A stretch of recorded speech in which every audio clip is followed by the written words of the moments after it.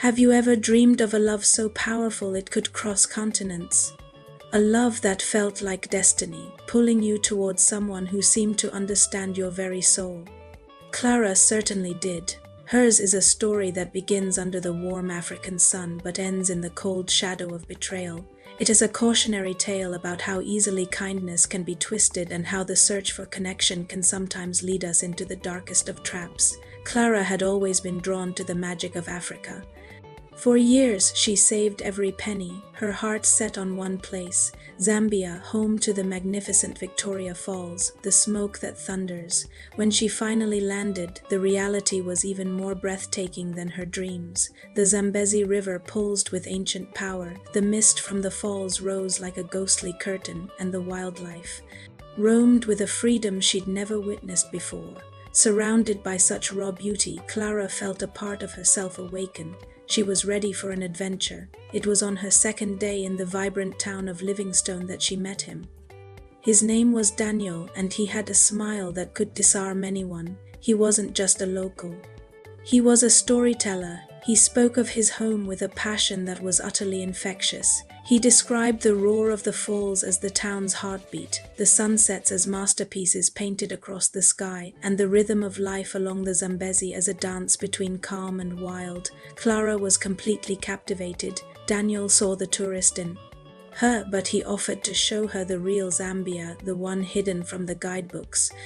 He promised bustling markets alive with chatter, quiet, tucked away on dusty side streets and secret spots where the river whispered its stories. Enchanted by his charm and apparent kindness, Clara said yes, never imagining that this simple decision would alter the course of her life forever. Their days together melted into a whirlwind of discovery and laughter. As they explored, Daniel opened up about his own dreams. He longed to see the world, to build a life beyond the borders of Zambia, and more than anything, to find someone who truly believed in him. His words resonated deeply with Clara. Back in the UK, she'd often felt a profound sense of loneliness, a feeling that she was navigating life on her own. In Daniel, she thought she'd finally found a kindred spirit, a partner to share the journey with. One afternoon, he introduced her to a young woman named Grace. "This is my sister," he said with a proud smile. Grace was quiet and polite, offering Clara a shy but warm welcome. She seemed supportive of their budding romance, and her presence was a comfort to Clara. It felt like a seal of approval, a sign that this connection was genuine and accepted by his family. With that reassurance, Clara's imagination began to run wild. She started picturing a future where Daniel moved to the UK, where they would build a home together, filled with the warmth and love she'd always craved. She even dared to think about marriage. She was falling fast and hard for the man and the future he seemed to promise. The distance between Zambia and the UK felt vast, but their connection seemed to bridge it easily. After months of late-night calls and a constant stream of messages filled with promises and sweet nothings, Clara made a bold move. She invited Daniel to join her in the UK. The decision felt right, like the natural next step in their love story. She threw herself into the process, navigating the complexities of immigration paperwork and paying for his flights without a second thought. She even promised to support him financially until he could find his feet and get a job.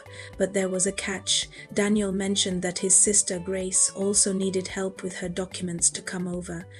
He framed it as a family duty, something they could do together. Eager to prove her love and commitment, Clara agreed to help process Grace's paperwork as well. She saw it as an act of devotion, a way to show Daniel that she accepted his whole world, his family included. She never once suspected the truth lurking beneath the surface.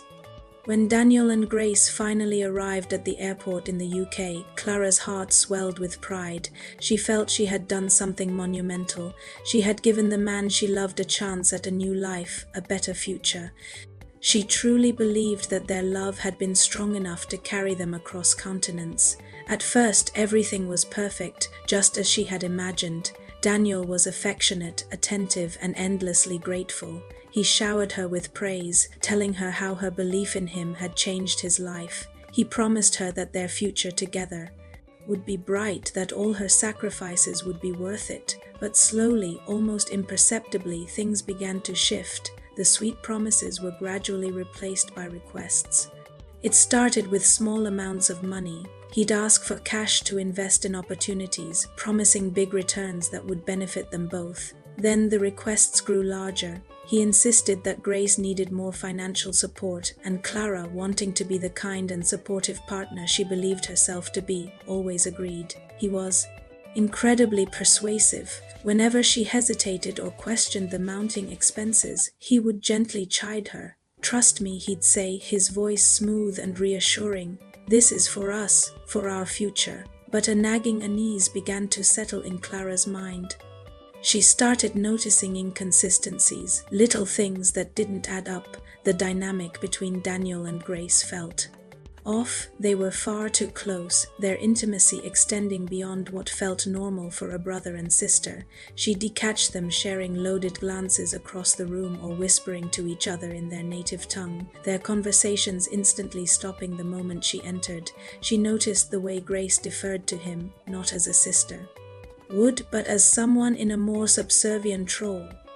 Her gut was screaming that something was wrong, but every time she tried to voice her concerns, Daniel would laugh it off. He'd call her paranoid, insecure, and even jealous. He was a master at turning her own feelings against her, making her feel like she was the one with the problem, that her suspicions were a sign of her lack of trust. The illusion shattered one evening, suddenly and brutally. Clara was in the other room when she overheard Daniel on the phone. He was speaking in hushed, urgent tones, but the language barrier that had so often excluded her was gone. He was speaking English. And the words she heard made her blood run cold. "My wife. Yes, the documents are safe now. She still believes you're my sister." Her heart didn't just sink. It plummeted. The air was knocked from her lungs as the truth crashed down on her like a tidal wave. Grace wasn't his sister. She was his wife. The entire relationship, the entire story, had been a lie. Clara had been a pawn in their elaborate scheme. She had not only paid for her lover to come to the UK, but she had also unknowingly processed the immigration documents for his wife, delivering them both into the new life they had planned all along, financed by her.